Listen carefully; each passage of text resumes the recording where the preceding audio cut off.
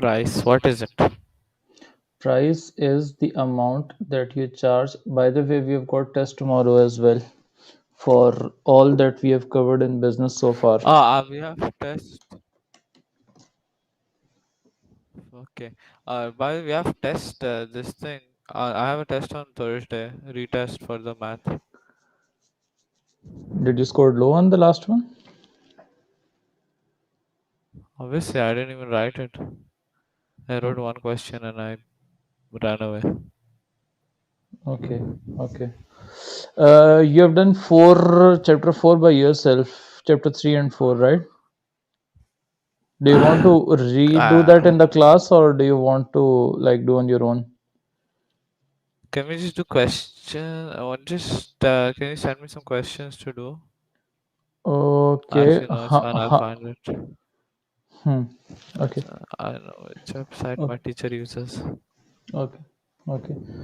So beginning with pricing, what's pricing? Pricing or price is the amount that we are charging for our product, which could be a good or service.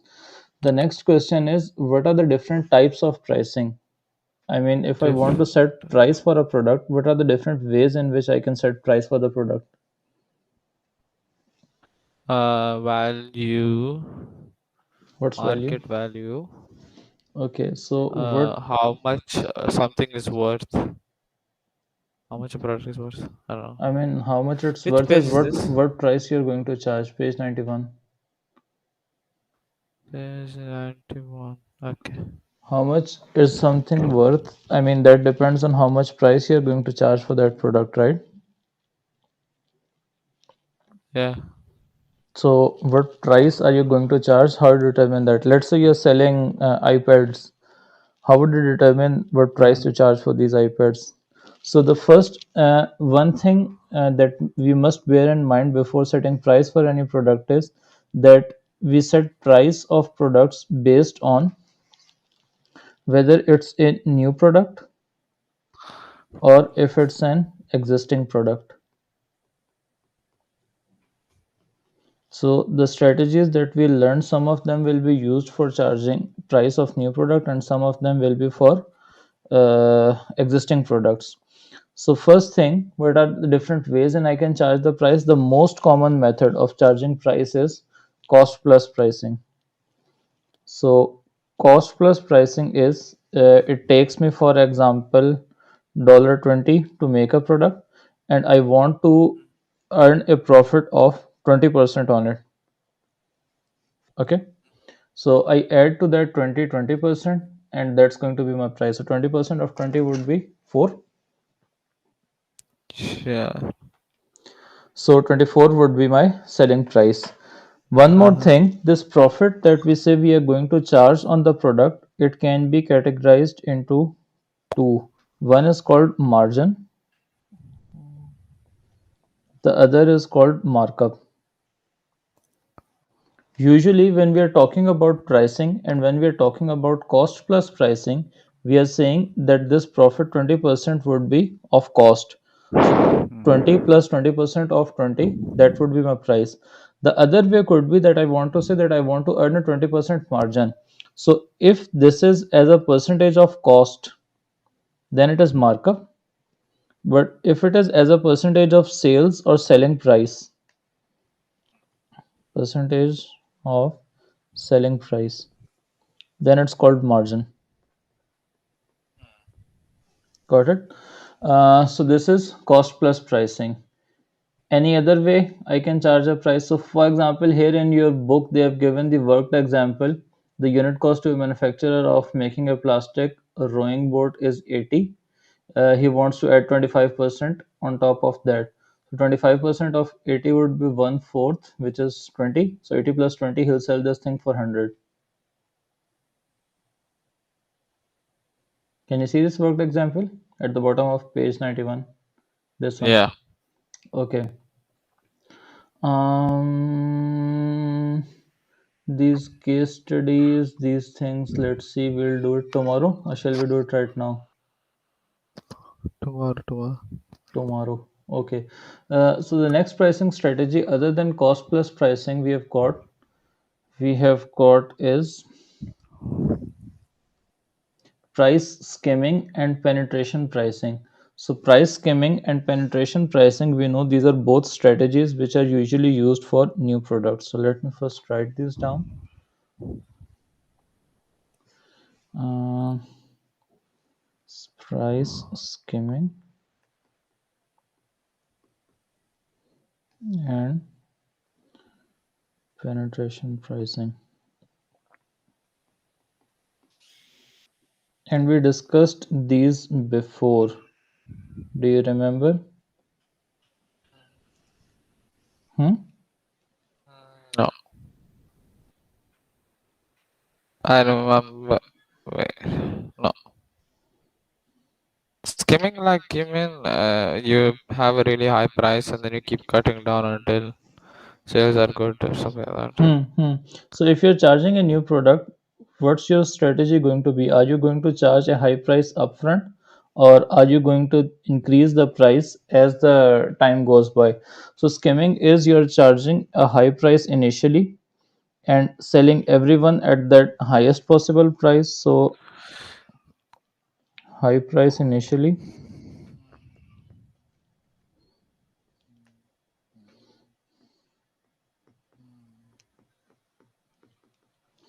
and then when all the people who have bought at this highest possible price, then you might reduce it for the next group of customers who can now who could not buy at that high price.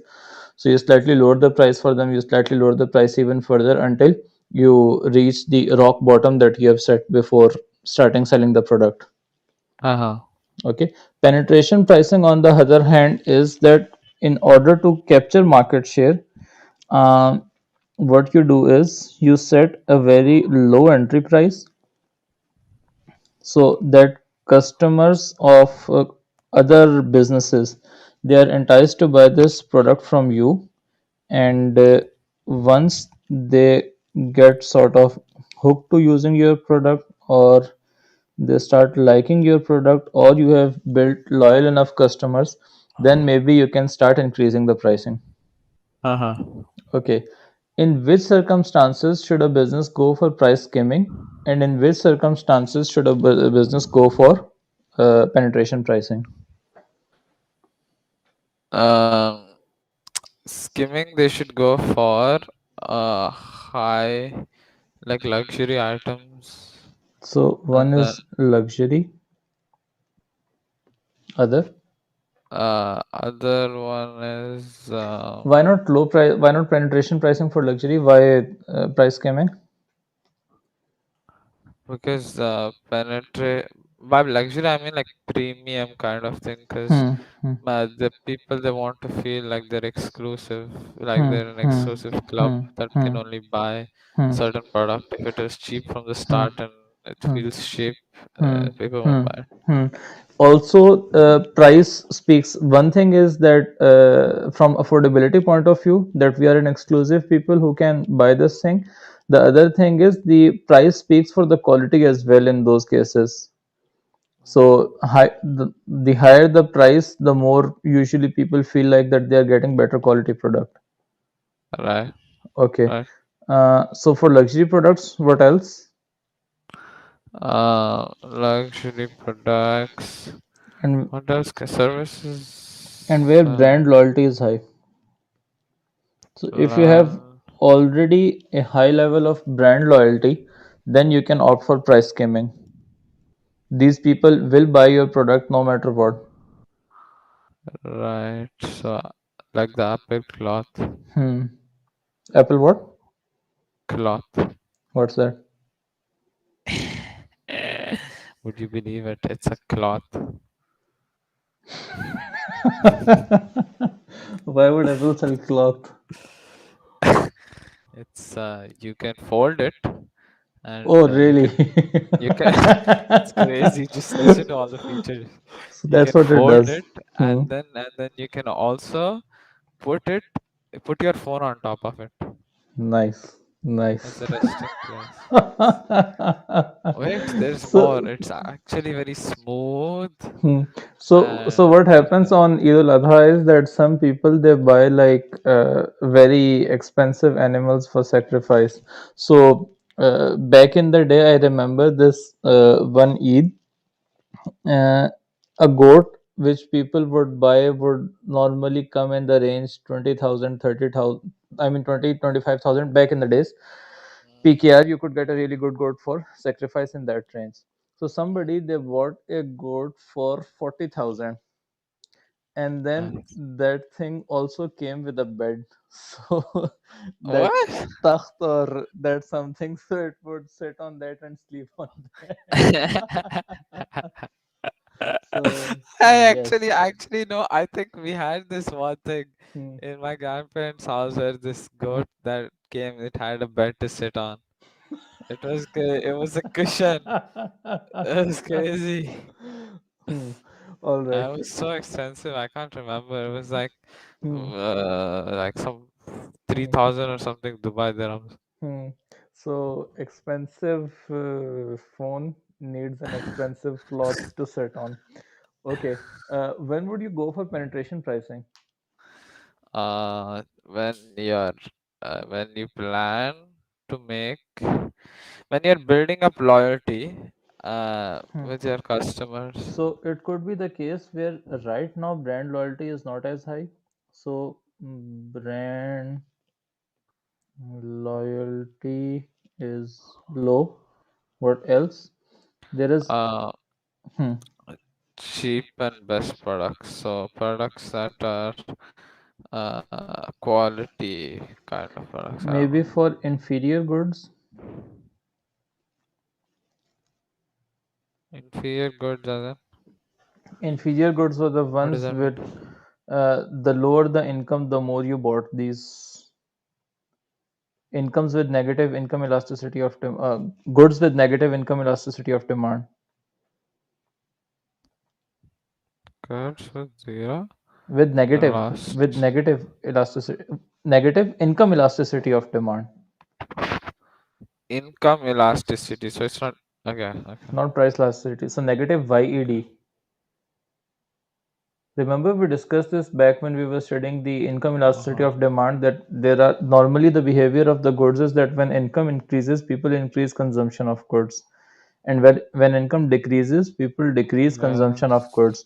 But there are certain goods which are Uh, classified, which are called inferior goods, and for these goods, when your income decreases, you buy more of these goods, and when your income increases, uh-huh. you buy less of these goods. And we Alright. discussed Okay. public transport as an example of that. Uh-huh. Okay. Okay, so maybe for inferior goods a business would go for this. Usually or most dominantly the case is that of competition.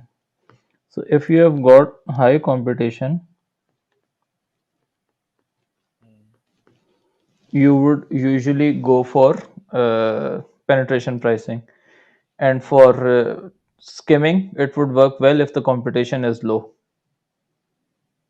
Mm. Okay, so Okay. competition high over here, and if this were over here as well, so competition would be low, then skimming would work better. Okay, so for new products, we have discussed cost plus pricing, and a business could simultaneously have multiple pricing strategies as well. So for example, they might say that we'll go for price skimming, but this is the rock bottom cost plus pricing that we will eventually settle for. Okay, or right now we are going for penetration pricing, but eventually we want to get it to this cost plus pricing How about level. a business? They become well known for selling very, very, very expensive products, and then they start selling a product that is very cheap. We'll talk about, so what happens that case, this question it comes into play for these luxury products. Their demand is highly elastic. When we discuss the factors of price elasticity of demand, one of the factor was that the more income that you spend on these goods, the more price elastic their demand is, one thing. The other thing is that how should a luxury product producer respond in terms of prices at times of recession? So when there is economic recession, should the producer it reduce the price? I mean, how should producer of a luxury good respond to that? Okay. How should he? Okay. Let me think. Uh, close his business. Smile. Very good. So, what they can do is that they cannot really drop the prices because it's difficult to establish your brand as a luxury one, and you cannot communicate a different message about your brand I or mean, it. when the recession stops, you'll have a very good business because even fewer people could buy your stuff. And when it comes back online, everything's fine. Hmm. It's gonna be like, wow, it's even more special. More people are gonna buy it. So you're saying that they shouldn't change their prices at all. Is that what you're contending? Yeah. Hmm. So what they can do is, for example, loyalty card schemes and such stuff, limited time offer, those promotions. And even with that, they should be many a times you must have seen that there are brands which are perpetually selling their products for a discount. So the thing is that if they are eventually going to sell for this low price, then why charge the high price or quote the high price upfront and then offer a discount? It is to See. make people believe that this is something very expensive, maybe difficult to afford for you, but Uh-huh. right now is the chance there is a discount which might go away anytime. The actual price of Uh-huh. the product is that high one. That is why there Uh-huh. are certain businesses which have, I mean, sort of a perpetual discount on their products. It's just playing with the Okay. minds of the people. Okay. So yes, they'll be going for loyalty schemes or something built around that. That you are our loyal customers, and this is a limited time promotion which we are offering. So in order for making their products, still keeping them affordable for people who might have been hit by economic recession. Okay. Any other pricing strategy for other than price skimming, cost plus, and penetration pricing? Can you explain the first one again? I forgot. Cost plus pricing is where you obviously to make a product you have to incur certain cost, and on top of that cost you say that I want to earn this profit. Hmm. So you add that profit to the cost and you get the price for the product. Usually what's the equation? The equation is mm, price minus cost is equal to profit, right? Rearrange this equation. Price minus cost is profit. If I rearrange this equation, it becomes price is equal to cost plus profit. Mm-hmm. Price is equal to cost plus profit. So this is what they're doing, cost plus pricing. This is how they're determining the price for the product. Mm-hmm. Got it? Mm-hmm. Right. And this profit, I told you, it could be two ways. I mean, it could be calculated two ways. It could be calculated as a percentage of price, or it could be calculated as a percentage of cost. Hmm. Hmm. Usually, we are going for markup, which is percentage of cost. Mm-hmm. Okay. Okay, so cost plus pricing, price skimming, penetration pricing. What else? Another very common strategy is, for example, a business might say competitive pricing.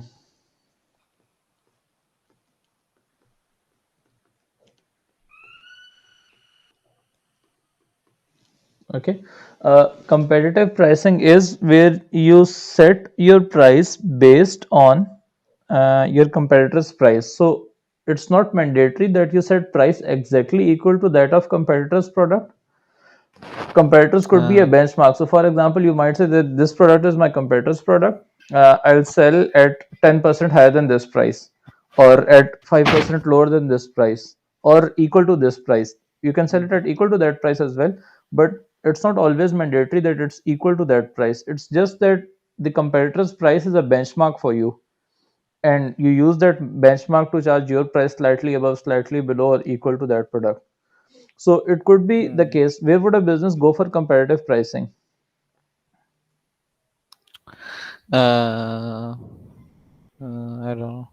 So penetration and price skimming, they were for relatively new products. Comparative pricing, it is for an existing product usually. Number one.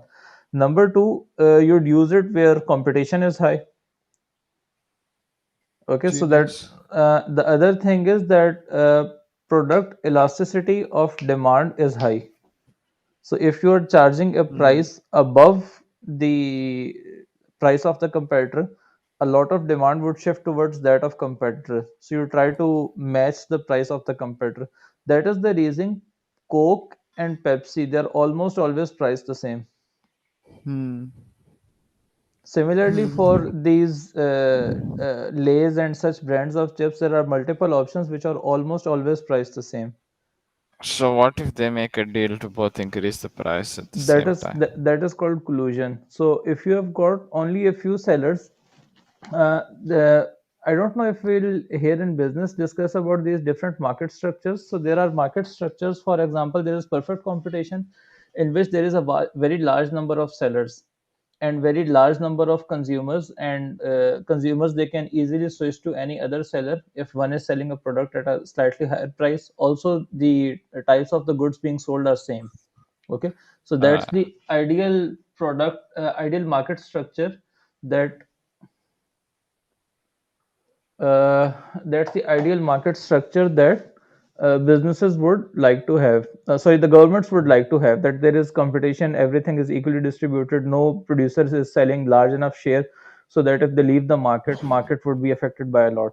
Then there is hmm. the other extreme, where there is just one seller selling the product in the market, which is monopoly. Okay. Okay, Okay. so for example, in Saudi you have Aramco in oil and gas, oil sector. Yeah. Here maybe you have Etisalat. Are there other? No, there is the one more. There is one more. So Yeah. what happens if there is Duopoly. duopoly? Very good. So duopoly or oligopoly. Duopoly is a variant of oligopoly, where there is not just one seller. There are more than one, but there are not many. Okay, Right. maybe up to 10 or something around that. So there are two types of behaviors which can happen in oligopoly. One is that of price fixing, the one that you mentioned, that they Hmm. all collude together, which is also called collusion. They are called price fixing Is that agreements. allowed? Usually that's legally not allowed. Yeah, but that's what they did for light bulbs, no? Yes, we discussed that case before. So maybe I wasn't aware of the light bulb example. You told me about that, but yes. So Boeing and Airbus, they can do that because these passenger planes, they control almost 90% of the supply. Uh, Okay. hmm. Then there are for each market structure there are different features. What are the barriers to entry? What are the barriers to exit?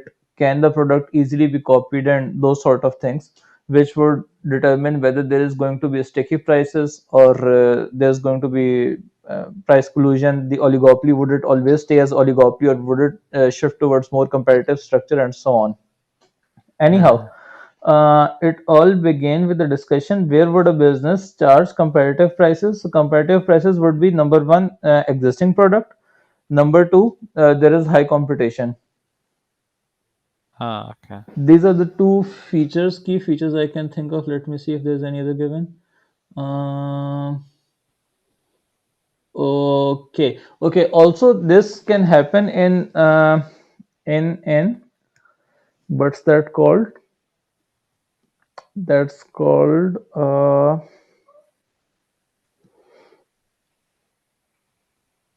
hmm. Oh, it got mixed up. 1 second. I was talking about comparative prices. What was I thinking about? Hmm. Oligopoly, price fixing. I forgot. If it comes to mind, I'll explain it again. Okay. Uh, Competitive pricing. Comparative pricing for existing products and products which have high competition. Another type of pricing is called um, predatory pricing.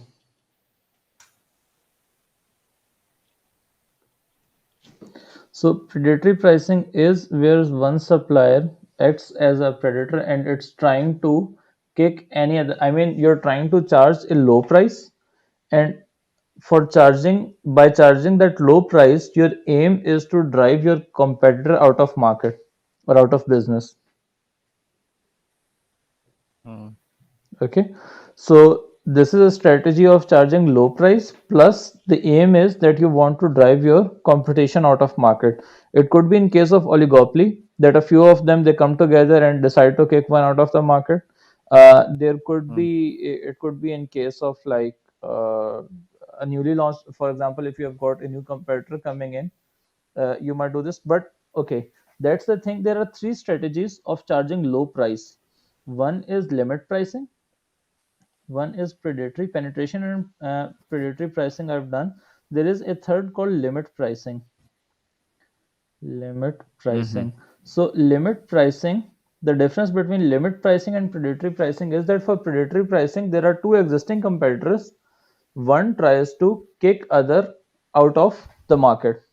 By the way, the predatory pricing, this have you heard of in India, they Hmm. give Hmm. Wi-Fi and Hmm. stuff. Hmm. What is that For called? free. Geo. So Jio and Yeah, Airtel, they were fighting, and as a result, these Telenor had to leave the market. yeah. Hmm. Hmm. Most of them left the market because now the prices are super low. Even Hmm. Airtel can't match it. Hmm. It's too low. So Even they've because lowered it this, below who is he? Airtel. Ambani owns it, right? Hmm. So I'm pretty Hmm. sure he's trying to run them out of business, and then Hmm. he put the Hmm. price back up. Hmm. Hmm. Hmm. So this is maybe a close enough strategy. I'll first explain this limit. These three strategies: penetration, predatory, and limit pricing. All these three strategies, they say that you have to charge low prices, but all three have a different aim. The aim of the first one is to gain an entry in the market, penetration pricing. The aim of predatory pricing, still charging lower price, but your aim is to kick out a competitor. And three, limit pricing is charging low prices to bar a competitor from entering the market. So as soon as you see someone coming into the market, you drop the prices, and that person is unable to match, unable to sustain, and they leave the market, and you again make the prices go back to the level Huh. before at which they were before that person entered the market. So these three are all low price charging strategies, but different aims. And yes, that Ambani example is very relevant over here. Mhm. This then another pricing strategy is psychological pricing. Hmm. Hmm, hmm, hmm, hmm, hmm. So last one we have got is psychological.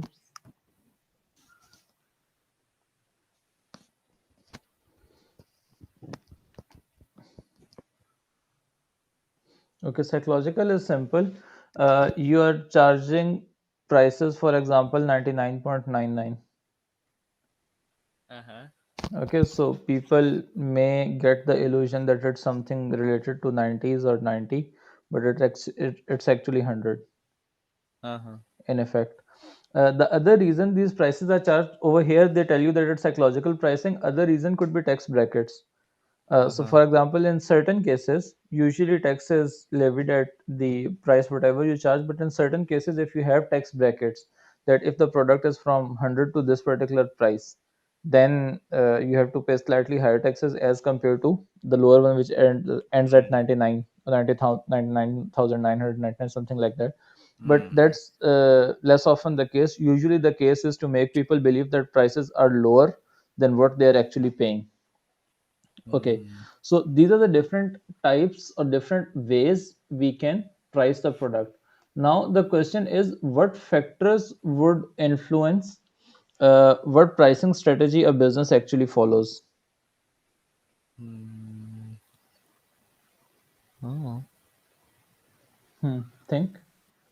Uh, Depends on which market they're going to, I guess. Okay, So if market it's market competitive. Hmm. markets, then they probably use competitive pricing. Uh, for predatory, they probably, if they have a lot of this what you say, wealth to spend in investments Hmm. and I mean funds, and if they also have advantage of low profit enduring low profit margins for a while, Hmm. then they probably go for predatory, and then psychological, just randoms. I don't know. Hmm. Every business, So honestly. different factors which influence the way a price is product. The first one is cost. What is cost to the business of making the product?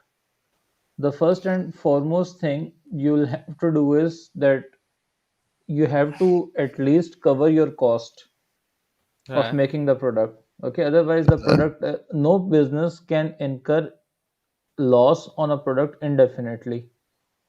Uh-huh. At some point they want the product to make profit because that is what they are there for in the market. Right. Oh, go away, why wouldn't it go away, go away. Okay. The other factor which determines the prices that a business charge is USP, unique selling point.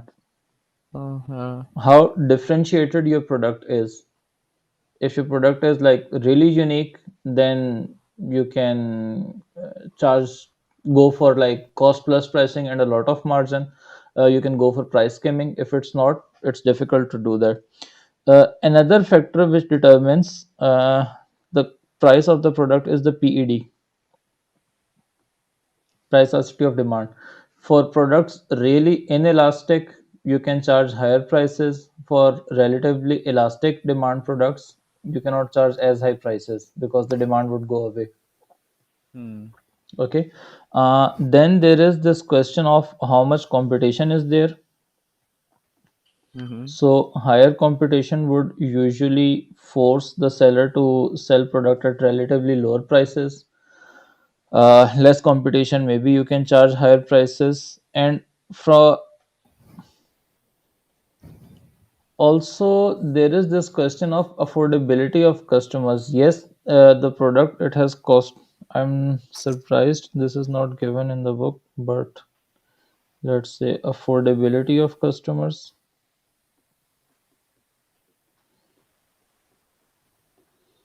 All right, your product is really unique. You want to charge a very high price for it, but the customers are the market that you have chosen your product to sell in.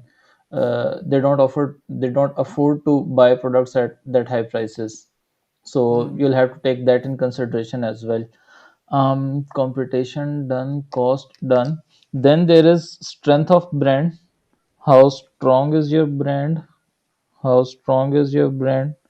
Really popular brand name, you can sell expensive cloth for people to put their mobile phones on. Not so expensive brand or less brand loyalty, you can't get away with these scams. And strength of the brand, the last one is stage of life in product cycle. So product life cycle. Uh-huh. So at introduction stage, maybe you'll be going for penetration or price skimming. Later on, maybe you'd be going for competitive pricing. Product life cycle stage. Hopefully, all this makes sense to you. Mm-hmm. Right. That's kind of. Okay. Then there are a few recent trends which we have to be aware of with regards to pricing. The first is the phenomena of online sales. Uh-huh. Okay, so online sales, a business gives a business room to charge relatively lower prices because when Wait, can you operating repeat? Can you repeat? hmm, on the phenomena of online sales usually offer a business room to charge relatively lower prices for the reason that costs are reduced. So for many businesses, they do not need to open specialized places where they have to keep their inventory. They can use a spare Mm-hmm. room in their house as the product as the place where they store their inventory. Similarly, with these Daraz and AliExpress and Amazon, are you aware of this model fulfilled by Amazon? Yeah. So fulfilled by Amazon is that you give them a certain level of inventory, and they'd keep the inventory. And whenever there is an order acceptance, like order accepted, payment received, they'll make sure that the delivery is done. Uh, All right. So again, the storage costs, they have been reduced, and a business, they can choose to pass on the benefit of these low storage costs to consumers. So online sales is right. one phenomena. Um, the other thing with this is dynamic pricing. Dynamic pricing is where you are charging different prices to different consumer groups. Dynamic pricing, or sometimes it's called price differentiation. Dynamic pricing. So this has been done like since ages. So air tickets you buy really close to the date of the flight, they are slightly expensive as compared to the ones which are bought like a lot in advance. Mm-hmm. Okay. Mm-hmm. From businesses perspective, the reason they give the that low prices, one, price city of demand is high. We have studied that before. In short span of time, the PED is inelastic, it's low. And in when you have got like more time to consider your decision, demand is relatively price elastic. Uh-huh. Also, from the business's financial perspective, if you pay them in advance, they've got that money in advance, they can invest it somewhere. So maybe they can, as a way of compensating you, they charge you slightly lower prices. Did you get this thing? No. So for example, you pay them on 30th June, or you pay them on 1st June. If you pay them on Mm. 1st June, you're not actually going to incur this expense until 30th June. So they've Okay. got, so for example, there is a flight on 30th June which you want to buy a ticket for, and you buy the ticket on 1st June. Okay. Okay. The day the business is actually going to use this money, which was for this flight, is 30th June, right? Right. So they've got that 30-day window where they can invest this money elsewhere. Mm. Okay. And they'll perhaps earn a profit on it or something. That is why businesses, it makes financial sense as well to make prices slightly lower for the people to go for advance booking, so that we receive that money in advance, and we utilize that for other cash flow needs or other investment needs till the time that money has actually got to be spent. Uh-huh. But the point over here which we are discussing is dynamic pricing, that businesses, they can offer, or another way dynamic pricing is done is, for example, Amazon. If you look at the prices of the goods which are offered on Amazon, for each country, it's not exact translation of uh, Nice. USD to dirham, or the currency translation, right? Why? No. Because for each country, they take into consideration the affordability of the people as well. It Mm. also happens with certain local brands as well, that if you buy the product from a relatively posh area as compared to the same outlet of the business in a relatively less posh area, the prices would be different. Mm-hmm. Another way dynamic pricing, so tickets for young people or children or infants, they are slightly at lower rates as compared to the middle age group, and maybe for the very elderly they're also low. So that's also Uh-huh. dynamic, that's also example of dynamic pricing. Okay, so another trend, online sales, dynamic pricing. Another trend is auction sales. Have you ever Uh-huh. bought or sold anything on eBay? Deep in Dubai, there is something called deep. Okay, but uh, The point is that you know the concept of this auction sale. So for auction sales, you are trying to sell the product. Oh You yes, say I'm that good at this. this is the product, and anybody who offers me the highest price, I'll sell I him. scam everyone. Nice. I learned it from my teacher. Mm-hmm. He also runs a scam academy. Uh-huh. Uh-huh. Uh-huh. He taught Okay. me everything I know. About scams. Yep. Okay. Uh, so other than auction sales, we have got personalized pricing. Mhm. Personalized pricing, it could be a bit tricky. Okay, so first of all, people who buy often from you, maybe you can sell them product at slightly lower prices, give them discounts. Personalized pricing. Mm. Okay. The other way you could do personalized pricing, the tricky thing I was talking about is that online websites, they've got a lot of data on consumers, like the way their cursor moves. I Oh mean, yeah. they use every data point to predict consumer profile, to build up a consumer profile, and based on Uh, that they can see whether this person he affords to pay more or less. okay. Okay, so they can charge high or low prices accordingly, but always with the dynamic pricing and personalized pricing, it could backfire if not well managed, that people, they might say that them you are charging not so high price and them you are charging so high price, so why this difference for us? So could be a PR issue for business down the road somewhere. But if managed Yeah. well, it's usually businesses, they execute it well. Another thing is subscription pricing. So people who get subscription, like that card, Zomato card, or which card you were telling me about the other day. Zomato Pro. So that subscription pricing, again, if you Sir, think I'm gonna sleep. from Help the me. investment point of view, from the there's just one point left and then we'll move on to the next chapter. From the investment point of view, the same thing is happening with Zomato, that they get this money in advance so they can invest it elsewhere, and that is how they financially afford to give people lower prices. Okay. Right.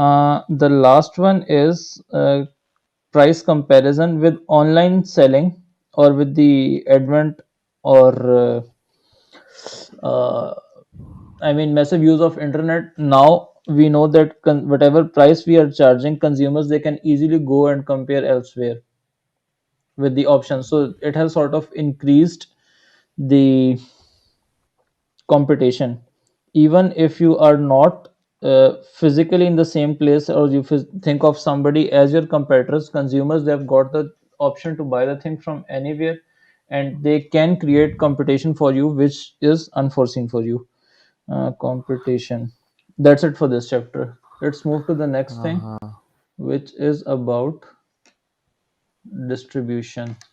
Distribution, Can we we have just start next class? Shall we start this in the next class? We can. Okay. All right. See you tomorrow then. Okay, Okay. inshallah. Assalamu alaikum warahmatullahi wabarakatuh.